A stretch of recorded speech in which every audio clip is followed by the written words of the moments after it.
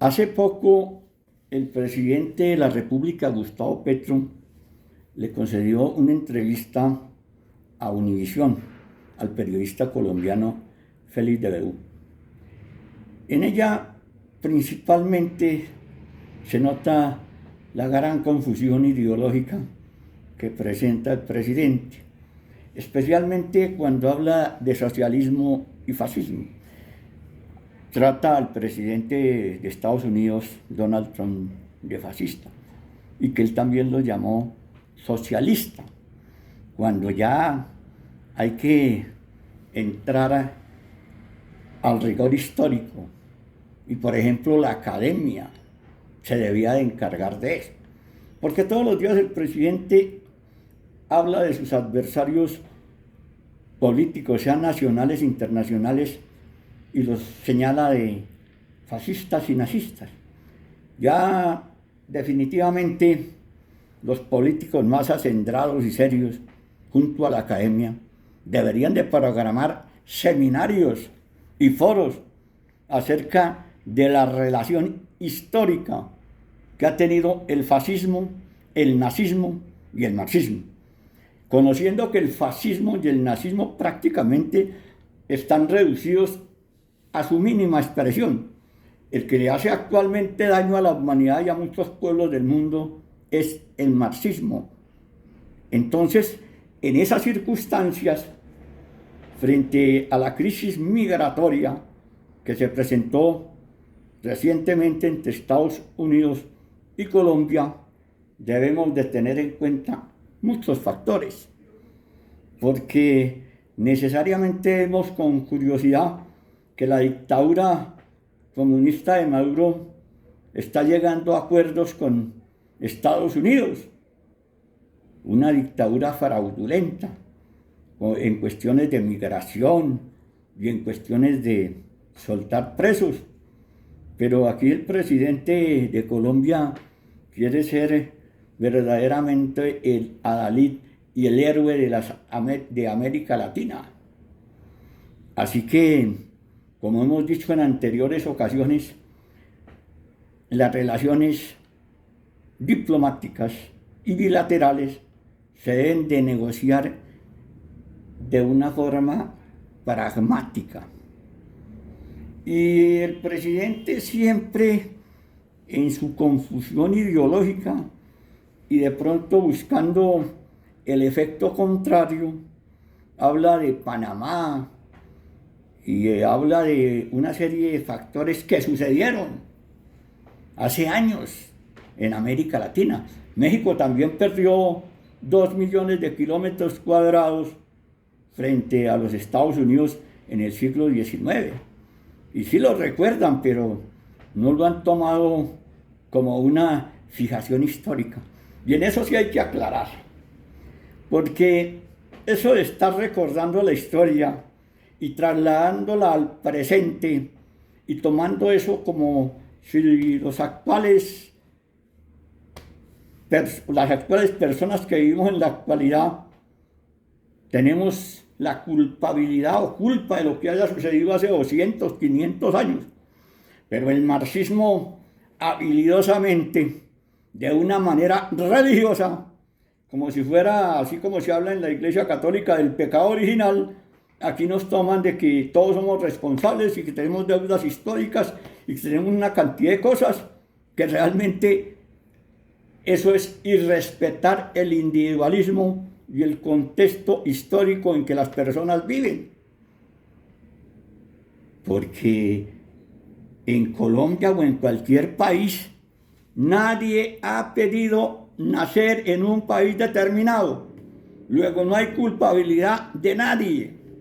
Y en eso sí sería bueno que le echaran una lectura al contrato social de Rousseau, gran tratadista francés.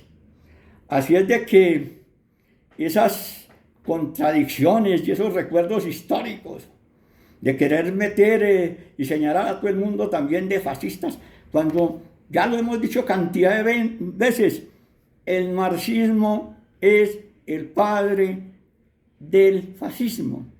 Los tres principales dirigentes fundadores y precursores del fascismo venían del socialismo. Mussolini, Nicola Bombassi, fundador del Partido Comunista Italiano, y Gentile. Así es de que en eso no cabe la menor duda. Y eso de sacar al fascismo del socialismo, pues no, porque Mussolini era gran dirigente del Partido Socialista Italiano. Eso es indiscutible. Así es de que habría que recordar lo que decía en el año 2014 Mussolini, siendo dirigente del Partido Socialista Italiano y siendo director del periódico Avanti en Italia. Decía que Marx es el maestro inmortal de todos nosotros. Y habrá que recordar frases de admiración de Hitler, de Goebbels, el ministro de Publicidad de Hitler, ellos nazis, sobre la admiración que le tenían al marxismo. Así es de que hay que seguir insistiendo en la academia que organice foros y seminarios sobre el fascismo, el nazismo, nazismo y marxismo. De manera que también no hay que hacer cuentas alegres con respecto a que los colombianos salgan en miles y de pronto hasta en millones de Estados Unidos para venirse a Colombia, porque Colombia recibe anualmente, especialmente Estados Unidos, remesas por más de 12.000 millones de dólares. Y eso no se repone de la noche a la mañana si esas remesas dejaran de llegar a Colombia. Pero el fondo del asunto es mucho más complicado, porque cuando se busca enfrentar a un país que compra el 30% de la producción colombiana, que es el principal socio comercial, romper esas relaciones conducirían verdaderamente a un desastre económico en el país. Pero el marxismo históricamente ha manejado eso, buscar el hambre y la miseria de las masas para consolidar un régimen totalitario. Lo hizo el sátrapa de Lenin en Rusia, cuando aprovechando la guerra, la Primera Guerra Mundial, se alió o firmó alianzas o pactó con Alemania para acabar la guerra. O sea que el tipo traicionó la patria, pero él lo que buscaba era una estrategia para consolidar su régimen. Y después, mediante el hambre, a la población rusa y a los diferentes países que después conformaron la Unión Soviética, lo llevó a una hambruna para consolidar su régimen. O sea que no sería extraño que también en Colombia se busca hambriar a las masas para consolidar un régimen totalitario. Así es de que esto de la confrontación por cuestiones migratorias entre Estados Unidos y Colombia tiene unas características aventureras que definitivamente hay que denunciarlas, porque tenemos un gobierno marxista, así lo niegue, y sabemos lo nefasto que ha sido esa ideología para la humanidad. De tal manera que en eso tenemos que ser claros. La política de Estados Unidos, del actual presidente Trump, es una política proteccionista, de cerrar fronteras, de creerse en autosuficientes, de acabar o frenar el globalismo, que al que ha beneficiado es a la China.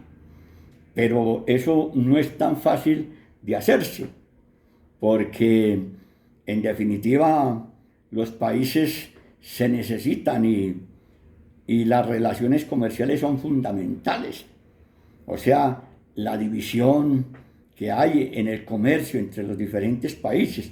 Unos producen unos artículos, otros bienes. Bueno, eso se necesita porque ya la época del chauvinismo y del nacionalismo ultranza hay que superarlo.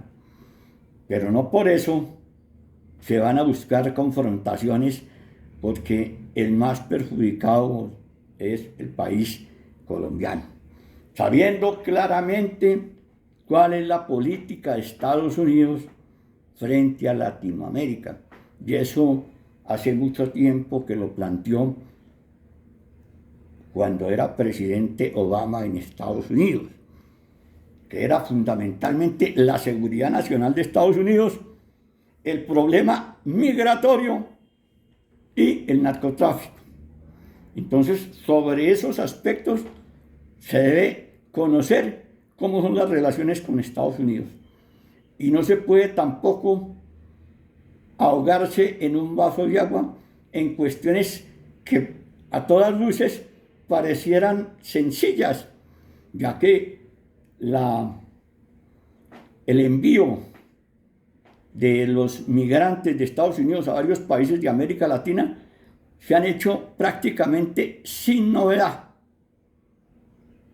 Pero el único país que ha puesto y que ha buscado gran protagonismo con esto es Colombia, con su presidente.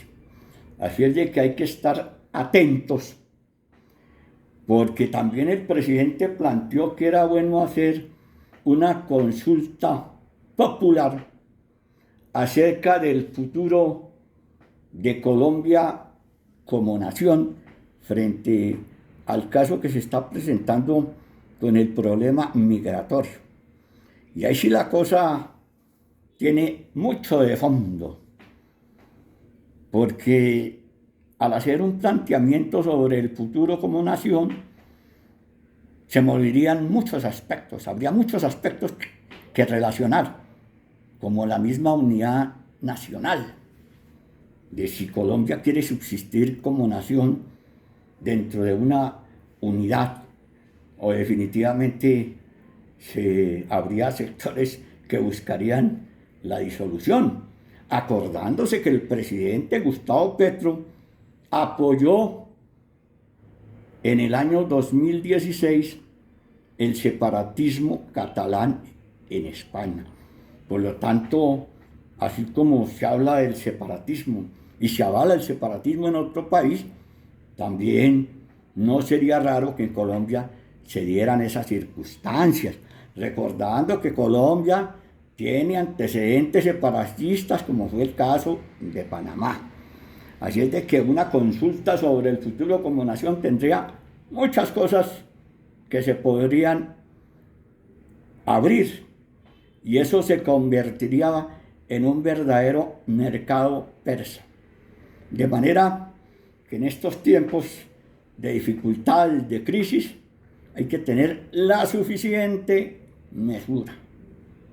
Reiterando, ya como conclusión, la academia se debería poner en una situación de análisis, de estudio e impulsar foros, seminarios, encuentros, coloquios sobre lo que es la relación entre nazismo, fascismo y marxismo. Ya es hora de dar respuesta a los permanentes planteamientos y señalamientos que hace el presidente a sus adversarios políticos cuando los llama fascistas o nazistas. Muchas gracias.